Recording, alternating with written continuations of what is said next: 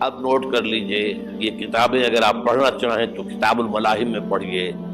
بدترین عذاب عربوں پر آیا کھڑا ہے، سروں پر تنا ہوا ہے، بدترین ایسی جنگ ہونی ہے الملحمۃ العظمیٰ، جس کو کہ میں بھی آپ کو گواہی پیش کر دوں گا، جسے کہا گیا ہے دی لاسٹ کروسیڈ۔ بش نے بھی کروسیڈ کا لفظ بول دیا تھا، پھر واپس لیا اس نے۔ نکل جاتی ہے جس کے منہ سے سچی بات مستی میں، فقیہ مصلحت بین سے اور ہندے بادہ خار اچھا، کروسیڈ کہہ کر پھر واپس لیا۔ یہ کروسیڈ، اس کے اوپر جس قدر نقصان ہونا ہے عربوں کا، گریٹر اسرائیل بنے گا، یہ عراق، شام، اردن، سعودی عرب کا کچھ شمالی علاقہ، ترکی کا جنوبی علاقہ، مصر کا صحرائے سینا، اور اس کے ساتھ ہی جو بہترین اس کا زرخیز ترین علاقہ ڈیلٹا آف نائل، یہ سب یہودیوں کے قبضے میں جائے گا۔ اس کو حدیث میں کہا گیا الملحمۃ العظمیٰ۔ عیسائی 80 علم لے کر اے مسلمانوں تم پر حملہ آور ہوں گے، اور ہر علم کے نیچے 12,000 فوج ہوگی، 9.5 لاکھ فوج۔ یہ نیٹو کی تیاری کس کے لیے ہو رہی ہے؟ جب USSR کا خاتمہ ہوا تو پوچھا گیا تھا نیٹو چیف سے، اب کس لیے؟ تمہارا وہ دشمن تو ختم ہو گیا، اب ہمیں اسلامک فنڈامنٹلزم سے نمٹنا ہے۔ وہ جانتے ہیں خطرہ یہی ہے، اب اسلام ابھر سکتا ہے، مسلمانوں کے سینوں کے اندر وہ آگ ہے، اوپر خاک اس طرح آ گیا ہے تو کہ اٹھانا بیٹھ رہا، یہ اندر تو انگارہ ہے، اوپر سے راکھ ہے، اس سے دھوکہ نہ کھا جانا ان کے دلوں کے اندر۔ اور بش نے کہا تھا مسلمان چاہتے ہیں کہ ہسپانیہ سے لے کر انڈونیشیا تک نظام خلافت قائم کریں، اور میں حیران ہوا تھا کہ اس کمبخت کو ہسپانیہ کا خیال کیسے آ گیا؟ ہمیں تو کبھی آتا ہی نہیں، اب ہم تو بھول گئے، وہ تو 500 برس پرانی بات ہے، جبکہ وہاں سے ہمیں نکال دیا گیا تھا۔ اگرچہ اقبال نے کہا تھا ہے ارض فلسطین پہ یہودی کا اگر حق، ہسپانیہ پر حق نہیں کیوں اہل عرب کا؟ ہسپانیہ میں تو 800 سال حکومت کی مسلمانوں نے، اور ابھی 500 برس سے گزرے ہیں نا۔ یہودی تو ارض مقدس سے 2000 سال نکالے گئے، انہیں لا کے آباد کیا گیا، عربوں کے سینے میں خنجر پھونک دیا گیا۔ وہ چھوٹا سا ملک جو چاہتا کرتا، کوئی پوچھنے والا نہیں۔ امریکہ جیسے اپنے بیٹے کی حفاظت کرے ویسے کرتا اس کی۔ اور حضور نے فرمایا ہے وہ جنگ جب ہوگی تو ایک باپ کے اگر 100 بیٹے ہوں گے تو 99 ختم ہو جائیں گے، ایک بچے گا۔ یہ حدیث ہے، حدیث ہے صحیح۔ اور آپ نے فرمایا ویل للعرب من شر قد اقترب، عربوں کے لیے ہلاکت ہے، عربوں کے لیے بربادی ہے اس شر سے جو قریب آ چکی ہے۔ اور آج جس طرح انہوں نے ان کی تہذیب کو اختیار کر لیا ہے، دبئی جا کر دیکھیے، بدترین مغربی معاشرہ جو ہے وہ دبئی کے اندر ہم نے قائم کر کے دکھا دیا۔ اب سعودی عرب اس راستے پر بڑھ رہا ہے۔ اور اس کے بعد نمبر 2 پر جو ہے ہم پاکستانی ہیں، لیکن میں اس کے وہ پہلی بات جو کہہ رہا ہوں وہ تو یقینی ہے، اس میں تو احادیث صحیحہ موجود ہے۔ اگرچہ اس کے بعد پانسا پلٹے گا، پھر حضرت مہدی کا ظہور ہوگا، حضرت عیسیٰ کا نزول ہوگا، اور وہ گریٹر اسرائیل گریٹر گریو یارڈ بنے گا یہودیوں کا، ایک ایک یہودی قتل ہوگا، دفن ہوگا۔ یہ بات میں ہونا ہے، میں پہلی بات پر کر رہا ہوں۔ وہ پانسا پلٹے گا جب پلٹے گا، ابھی جو سامنے ہے وہ کیا ہے؟ جس ملحمۃ العظمیٰ کہا حضور نے، جسے آرمیگیڈون کہتے ہیں عیسائی، آرمگیڈون کی اگر کہیں جا کر آپ دیکھیں گے، آپ ڈکشنری میں مانی تو کیا لکھا ہے؟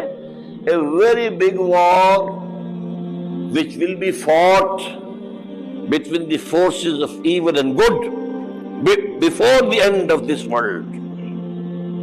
اس دنیا کے خاتمے سے پہلے خیر اور شر کی قوتوں کے درمیان بہت بڑی جنگ ہوگی. ارمجدون اسے کہتے ہیں عربی میں، اور آرمگیڈون اسے کہتے ہیں انگریزی کے اندر، اور یہ بائبل کی آخری کتاب کے اندر ہے،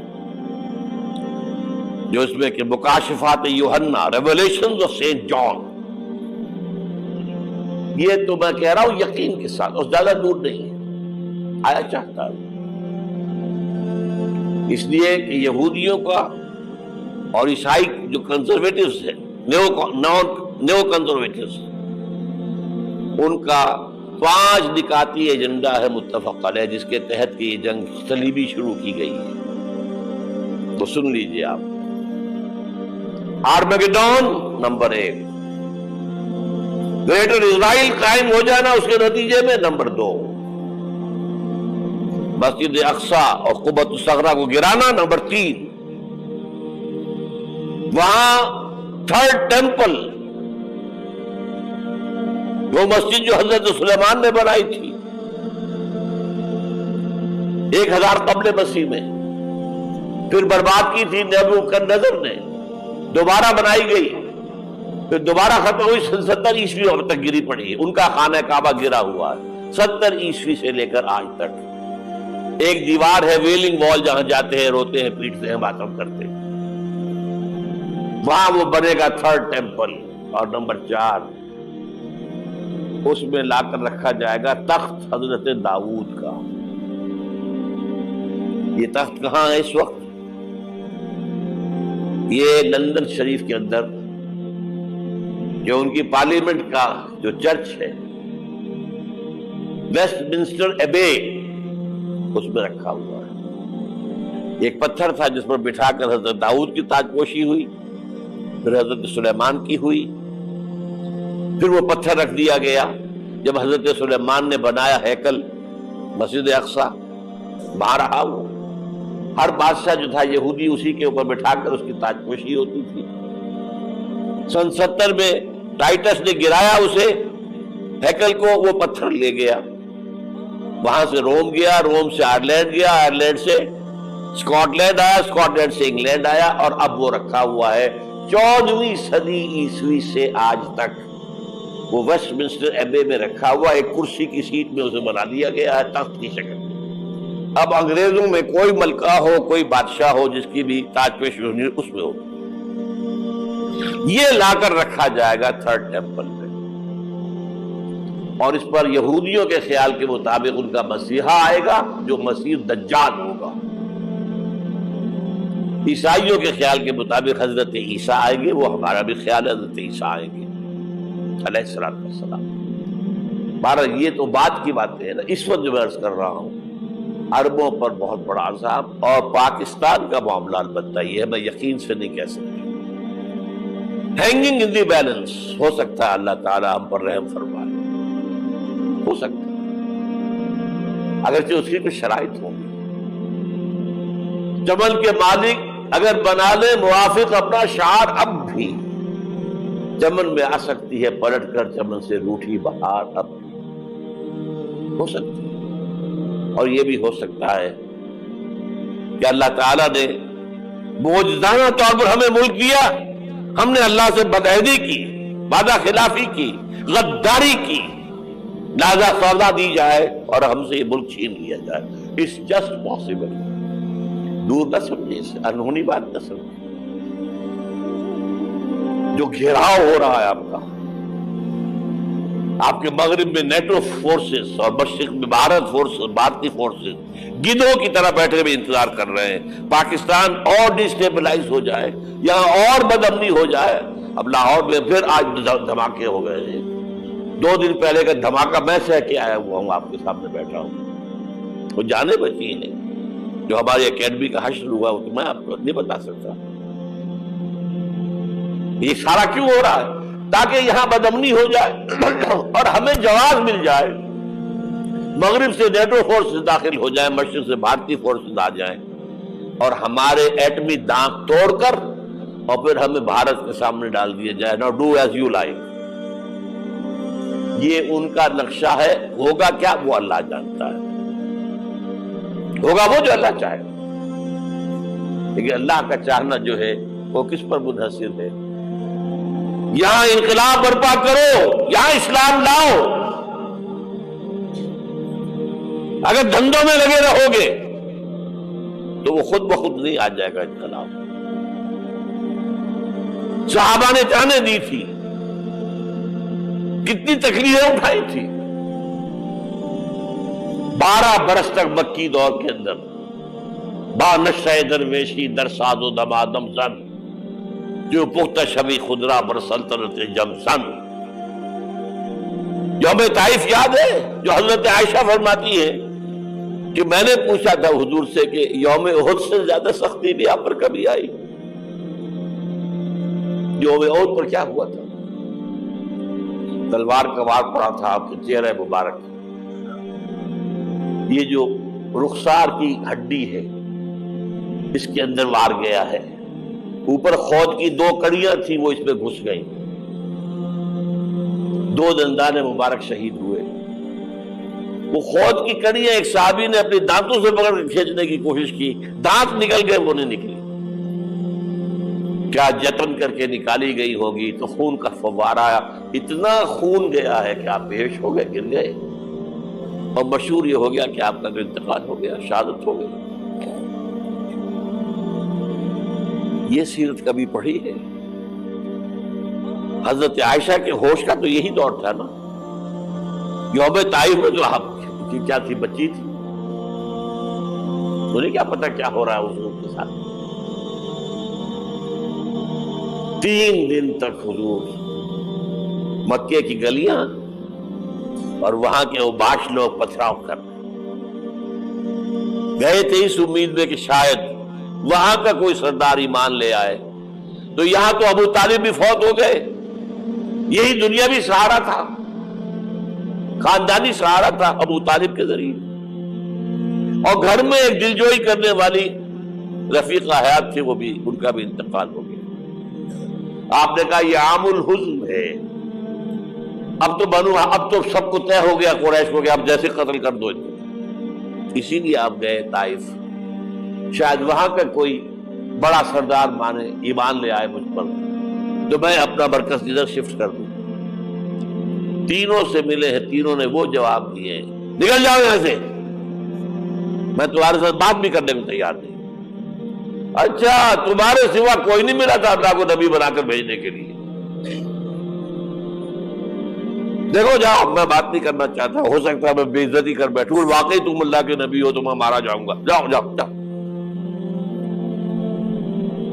یہ سلوک محبت کے ساتھ ہوا ہے. اور پھر چھوکروں کو، اسٹریٹ ارچنز جنہیں آپ کہتے ہیں، اشارہ کیا تھا خبر لو ان کی، پتھراؤ ہو رہا ہے. ساتھ کوئی ہے ہی نہیں، ایک آدمی صرف، زید ابن حارثہ. اب سامنے سے پتھر آ رہے ہیں تو حضرت زید آگے آ جاتے ہیں، ڈھال بنتے ہیں. مجھے لگے پتھر حضور کو لگے، اب پیچھے سے آ رہے ہیں. چاروں طرف سے تو ڈھال نہیں بن سکتا. جسم لہو لہا، خون جا کر جوتیوں میں جم گیا ہے، جوتی اتر نہیں دی. پھر وہاں سے واپسی پر جو دعا مانگی ہے، اللہم الیک اشکو ضعف قوتی وقلت حیلتی وہوانی علی الناس. اے اللہ تیری جناب میں فریاد لے کر آیا ہوں اپنی قوت کی کمی کا، اپنے وسائل کی کمی کا، اور جو ذلت و خواری ہو رہی ہے لوگوں کے سامنے. الا مل تکلنی، مجھے کس کے حوالے کر دیا ہے؟ الا بعیدی یتجہمنی، یہ میرے اوپر ہجوم کر کے آ جائے، حملہ کرے، اور عدو من لگتا امرے، یہ دشمن کے حوالے میرا معاملہ کیا، جو چاہے کرتے وہ. لیکن پھر عبدیت غالب آتی ہے. ان لم یکن علی غضبک فلا ابالی. اللہ اگر تو ناراض نہیں ہے تو مجھے کوئی پرواہ نہیں. سر تقدیم خم ہے جو مزاج یاد میں آئے. مجھے اندیشہ یہ ہے کہ تو ناراض تو نہیں ہوگی. یہ تکلیفیں جھیلی ہے. سینکڑوں صحابہ نے جانوں کا نذرانہ پیش کیا ہے. احزاب کی جنگ میں فاقوں پر فاقے ہو رہے تھے اور ان فاقوں کی حالت میں خندق کھودنے کا حکم ملا ہے. لوگوں کی کمریں دوہری ہو رہی ہیں. پتھر باندھے ہیں اپنے پیٹوں سے اپنی چادروں کے ساتھ کس کر قبر دوہری نہ ہو جائے.